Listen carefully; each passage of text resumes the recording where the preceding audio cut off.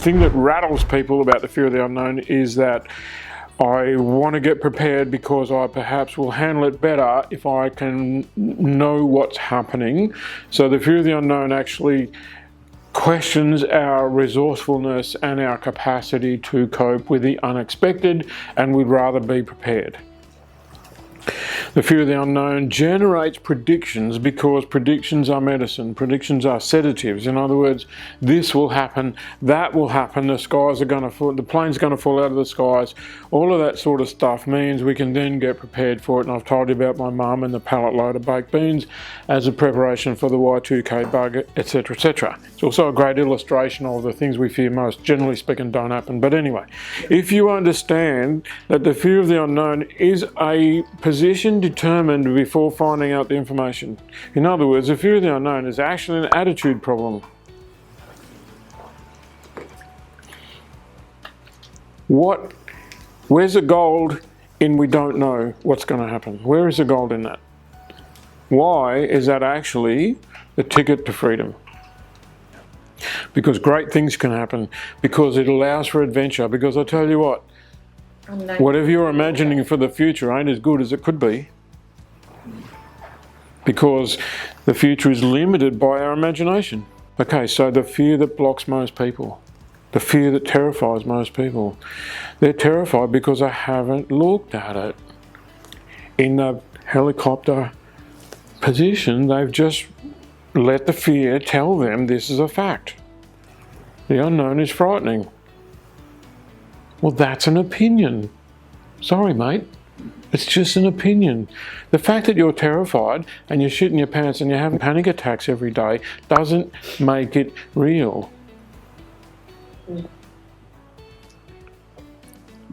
And so the unknown allows for mystery and magic. And if you have a faith, it's kind of handy to look at it from this point of view. God is not about to let you in on his or her plans for you, because you might get scared and run.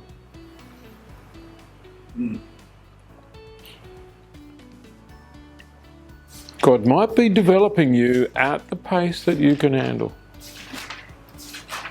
God might be putting the challenges in front of you precisely and exactly at the right degree of difficulty to move you forward with the least drama. Okay, so tomorrow could be 100% different. Tomorrow you could step into a new reality if you allowed. Interesting enough, we'd kind of get attracted to that. And so you've heard me talk about, when Bob and Carol are generous enough to fly us business class to Europe, and we hire a van and we drive around with no fixed agenda, with no fixed address, we don't know where we're going, we don't know what we're doing. That's the magical holiday. When I say to people, Mary and I hired a motorcycle in Italy and we just went where our noses took us, people bring their attitude to that. Next cab off the rank was fear of intensity, and that is a fear that it is all going to become overwhelming. Very popular thing in our culture at the moment. I'm too busy, haven't got time. Fear of intensity is a reference to I don't think that I have what it takes. It will become too intense for me to cope with because I'm not intelligent enough, I don't have enough experience, I'm not smart enough, able enough, resourceful enough. I don't have resources in terms of time, I don't have resources in terms of emotional backup, knowledge, experience, whatever. Fears of intensity, generally speaking, it produces paralysis. Fear tends to produce paralysis anyway, but the fear of intensity is big on paralysis from the point of view of, I don't know what to do. Okay, so what have you done about it? I've done nothing. Fear of emptiness is that there is nothing to me, that I am not significant. I'm smaller than a speck of sand on a beach. And when you dissemble me, there's nothing there. So as you pull me, when I die, that's it, gone, finished. There's no afterlife, there's no other possibility, and I'm no more than a collection of atoms, and I'm kind of like a cosmic joke. I'm the result of evolution, and I have no impact. Emptiness is actually the spiritual wound.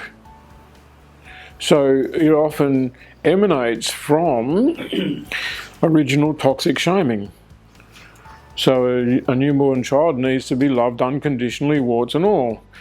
If it appears like that's not happening, if it appears that the love is conditional, then that child, and I include everyone in this room, learns to perform.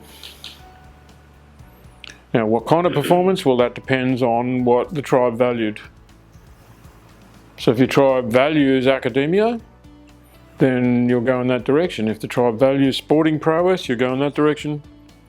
Doesn't mean you'll get there, but you'll look at that. So performance delivers achievement. Just write A cubed.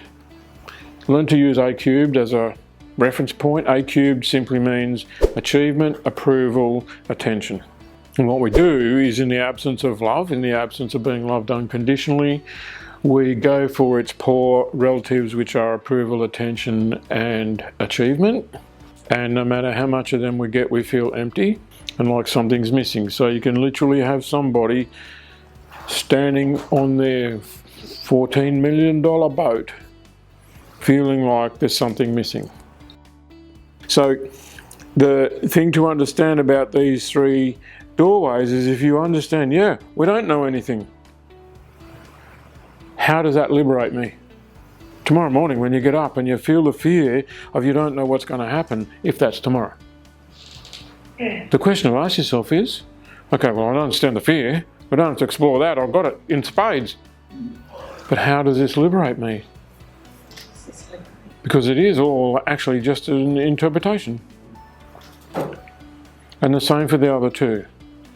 I don't feel like I've got enough to be able to do this. I don't know if I can serve my clients. I don't know if I can show up in the way that I need to show up.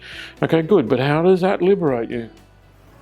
Well, what it does, it allows you to get out there and have a go. The cold hard reality is, are you seeing life as it is or as you've made it up? And I'm saying the way to see it as it is to look through those three doorways to freedom, understanding that most people see fear. And they stop. So we liberate ourselves when we understand the fear, acknowledge it, and then decide we're going to move ahead anyway.